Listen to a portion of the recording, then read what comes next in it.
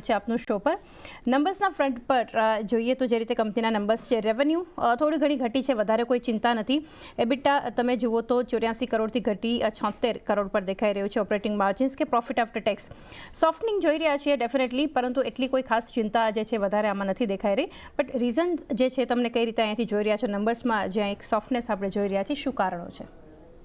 અગર આપણે જોશો તો રેવન્યુ હતું ક્વાર્ટર ઓન ક્વાર્ટર સ્ટેબલ છે. એટલે આપણું જે ક્વાર્ટર ઓન ક્વાર્ટર રેવન્યુ હતું quarter 1 compare to quarter 2 it is more or less stable. Gross માર્જિનના ફ્રન્ટ પર પણ તમે અગર જોશો તો કંપનીનું ગ્રોસ માર્જિન પણ 10,800 હતું ને આ વખતે 10 થી 11,000 રૂપિયા પર કિલો લીટરનું અમારું ગ્રોસ માર્જિન આ ક્વાર્ટરનું પણ રહ્યું છે. પણ તમે જોશો તો વોલ્યુમ ગ્રોથ કંપનીએ 6% મોર દેન 6% બતાવ્યું છે. 1,13,000 કિલો લીટર આપણું વોલ્યુમ હતું ક્વાર્ટર 1નું, અને આ વખતનું આપણું વોલ્યુમ થઈ ગયું છે અરાઉન્ડ 1,20,000 કિલો લીટર એપ્રોક્સિમેટલી. તો વોલ્યુમ ગ્રોથ આપણે જોયું છે. અને આપણું જે કંપનીનું ફોકસ છે એ પર્સનલ કેર હેલ્થકેર ડિવિઝન છે, જેના પર અમારું કંપનીનું ફોકસ આગળ પણ રહેશે. ઓકે, ડેફિનેટલી ક્યાંક ને ક્યાંક નંબર પર અશ્લેષ સર તમને લાગી રહ્યું છે કે ક્રૂડની એક અસર પણ દેખાઈ રહી છે, અને ક્યાં સુધી દેખાશે? કારણ કે હવે જોઈ રહ્યા છીએ કે ત્યાં પણ એક ઉપરના લેવલ્સ આપણને ક્રૂડમાં પણ એક ઉછાળો જોવા મળી રહ્યો છે. ક્રૂડ છે રો મટીરિયલ અમારું કમ્પોનન્ટ, ક્રૂડ ઓઇલ કે બેઝ ઓઇલ કહીએ એના પર ડિપેન્ડન્ટ તો છે જ. બટ આપણે જે કંપનીમાં ઇન્વેન્ટરી પોઝિશન છે એ સબસ્ટેન્શિયલી લોવર રાખે છે. 35-37 ડેઝની એવરેજ ઇન્વેન્ટરી રહી છે અમારી પાસે. તો એ હિસાબે અમે અમારા કસ્ટમર્સને પ્રાઇસ ઇન્ક્રીઝ છે, પ્રાઇસ ડિક્રીઝ છે પાસ ઓન કરી શકીએ છીએ. અને જે હિસાબે ક્રૂડમાં જે વધારો ઘટાડો થાય છે એ હિસાબે આપણે કંપનીને ઇન્સ્યુલેટ કરી રાખે છે, કેમ કે જે અમારા કોન્ટ્રાક્ટ છે કસ્ટમરો સાથે એ પ્રાઇસ પાસ થ્રુ કોન્ટ્રાક્ટ છે. ઓકે, ત્યારબાદ વોલ્યુમ ગ્રોથના ફ્રન્ટ પર જોઈએ તો આવનારા ક્વાર્ટરમાં ત્યાં કઈ રીતે એક્સપેક્ટેશન્સ તમારી બનતી દેખાઈ રહી છે, કેવો જોશો? જે હિસાબે ક્વાર્ટર 3 જઈ રહ્યું છે, ગ્રોથ સારો દેખાઈ રહ્યો છે ક્વાર્ટર 3નો.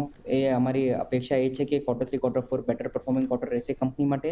અને જે ગ્રોથ ટાર્ગેટ અમે સેટ કર્યું છે ઇન્ટરનલી એ અમે ડેફિનેટલી પહોંચી શકશું, કેમ કે અમારા જે કસ્ટમર્સ છે થઈ રહ્યા છે, અમારું એક્સપોર્ટ ગ્રો થઈ રહ્યું છે, એક્સપોર્ટ કાફી વધારે ગ્રો થઈ રહ્યું છે. અને એમાં બી આપણું પર્સનલ કેર હેલ્થકેર ડિવિઝન છે, એમાં અમને 56% અમારું total revenue personal care healthcare ડિવિઝનમાંથી છે. અને એમાંથી આપણું જે કન્ઝ્યુમર અને હેલ્થકેર સેક્ટર છે એમાં આપણું ટોટલ 70% રેવન્યુ છે એ પર્સનલ કેર હેલ્થકેર ડિવિઝનમાંથી. ઓકે, તો સર આ જે તમે પર્સનલ કેર હેલ્થ કેરની વાત કરી, રેવન્યુ કન્ટ્રીબ્યુટર અત્યાર સુધીમાં રહ્યું છે, તો આવનારા સમયમાં ત્યાં કેવી એક કન્ડિશન તમે જોઈ રહ્યા છો? આગળ જતાં એક્સપેક્ટેશન્સ કન્ટ્રીબ્યુશનને લઈને આ સેગમેન્ટમાંથી કઈ રીતે, કારણ કે ઘણું ઇમ્પોર્ટન્ટ છે.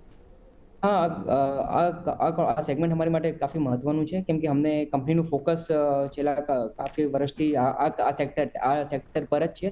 અને અમારી સાથે અમુક મર્કી કસ્ટમર એફએમસીજી કસ્ટમર જોડાયેલા છે, અમુક અપ્રુવલ્સ ઓલરેડી ઇન પ્રોસેસ છે, નવા કસ્ટમર સાથે વાતચીત પણ ચાલુ છે. તો એ હિસાબે કંપનીનું ફોકસ રહેશે આ જે ગ્રોથ વિથ એક્ઝિસ્ટિંગ કસ્ટમર રહેશે, નવા પ્રોડક્ટ આ કસ્ટમરોની સાથે બનાવવા ડેવલપ કરવાના રહેશે, અને અમારું ઓવરસીઝ સેલ્સ જે છે એ એના ઉપર રહેશે. તો આ 3 સ્ટ્રેટેજી રહેશે કંપની માટે ગોઈંગ ફોરવર્ડ. જી, ડેફિનેટલી. તો એક કી સ્ટ્રેટેજી પીએચપીઓ કન્ટ્રીબ્યુશનની અગર વાત કરીએ તો માર્જિન્સમાં એક ખાસ શું કન્ટ્રીબ્યુશન હોય છે, તો આવનારા ક્વાર્ટરમાં રેવન્યુ મિક્સ ચેન્જ થવાની કોઈ શક્યતા? કંપનીનું ફોકસ છે પીએચપીઓ પર ફોકસ કરવાની, કંપનીનું રેવન્યુ પીએચપીઓમાં સ્પેસિફિકલી વધારવાની, કેમ કે એમાં જ આપણી પાસે મોટા કસ્ટમર્સ જોડાયેલા છે. તો આઈડિયા એ રહેશે કે ધીરે ધીરે આ રેવન્યુ મિક્સ આપણે હજી ઇમ્પ્રૂવ કરીએ, હજી ગ્રો કરીએ કસ્ટમરો સાથે, અને નવા કસ્ટમરોને જોડાયા. આજે મારા હિસાબે 3,500થી વધારે કસ્ટમર આપણી સાથે જોડાયેલા છે. અને આમાં તમે જે હિસાબે મેં તમને કીધું કે more than 70% of my revenue on the PHPO is from the healthcare અને પર્સનલ કેર ડિવિઝનમાંથી. અગર સર ક્લાયન્ટ બેઝની અગર વાત કરીએ તો ઘણી મોટી કંપનીઓ તમારી સાથે, મોટા ક્લાયન્ટ્સ જોડાયેલા છે, લાઇક ડાબર, HUL, મેરિકો. તો આગળ જતાં કોઈ બિગ ક્લાયન્ટ એડિશન જે છે એ મોટા પ્લેયર્સ સાથે તમારી વાત ચાલુ હોય? કપલ ઓફ કસ્ટમર સાથે વાત ચાલુ છે, કોન્ફિડેન્શિયલિટી રીઝનના કારણે ડિફિકલ્ટ રહેશે મને નામ ડિસ્ક્લોઝ કરવું. બટ હા, કપલ ઓફ કસ્ટમર સાથે મારી વાતો ચાલુ છે, ડિસ્કશન્સ ચાલુ છે. હોપફુલી અમુક કસ્ટમરોને અમે કન્વર્ટ પણ કરી શકશું લોંગ ટર્મ કસ્ટમરના હિસાબે.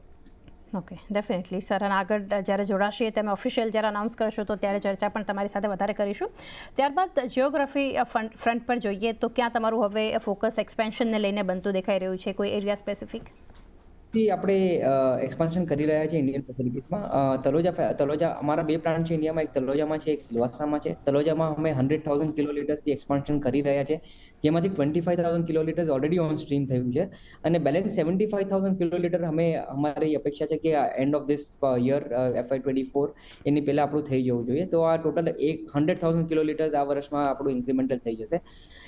અને એ જે ઇન્ક્રીમેન્ટ 100,000 કિલોલીટર છે એ specifically personal care healthcare division માટે જ છે અને અમારી અપેક્ષા છે કે નેક્સ્ટ આવતા 3 થી 4 વર્ષમાં આ કેપેસિટી અમે યુટિલાઇઝ કરી શકશું. જી ડેફિનેટલી. તો તલોજા નવી મુંબઈ ખાતે એક ફોકસ પણ ત્યાં આવતું દેખાઈ રહ્યું છે. છેલ્લે સર જાણવા માંગીએ અશ્લેષ સર આપની પાસેથી બિઝનેસ અને સેક્ટરને લઈને ઓવરઓલ એક આઉટલુક જે છે તમારા દ્વારા કઈ રીતે રહેશે? જે હિસાબે વ્હાઇટ ઓઇલ જે અમારું કી ફોકસ છે, જેમાં અમે લાર્જેસ્ટ મેન્યુફેક્ચરર ઇન્ડિયામાં છે અને one of the top 5 players globally છે, એ market 10% as per CRISIL report expected to grow છે. તો અમારું પણ આઉટલુક એ હિસાબે છે કે અમે લોકોને પણ વોલ્યુમ્સ ગ્રો દેખાડવા છે. Revenue is a component of the raw material pricing, but ખરેખર તમે જુઓ તો વોલ્યુમ ગ્રોથ થશે કંપનીમાં તો ગ્રોથ દેખાશે, કેમ કે revenue is a component of a raw material. તો અમારી અપેક્ષા છે કે અમે વોલ્યુમ વધારીએ, નવા કસ્ટમરોને જોડાવીએ, એક્ઝિસ્ટિંગ કસ્ટમર સાથે વોલેટ શેર ઇન્ક્રીઝ કરીએ અને એક્સપોર્ટ્સ પર વધારે ફોકસ કરીએ. તો એક ફોકસ ત્યાં પણ આવતું દેખાઈ રહ્યું છે. અશ્લેષ સર, થેન્ક યુ. અમારી સાથે ઘણું બધું એક ચર્ચા તમે કરી છે and best wishes four coming quarter. Thank you again sir.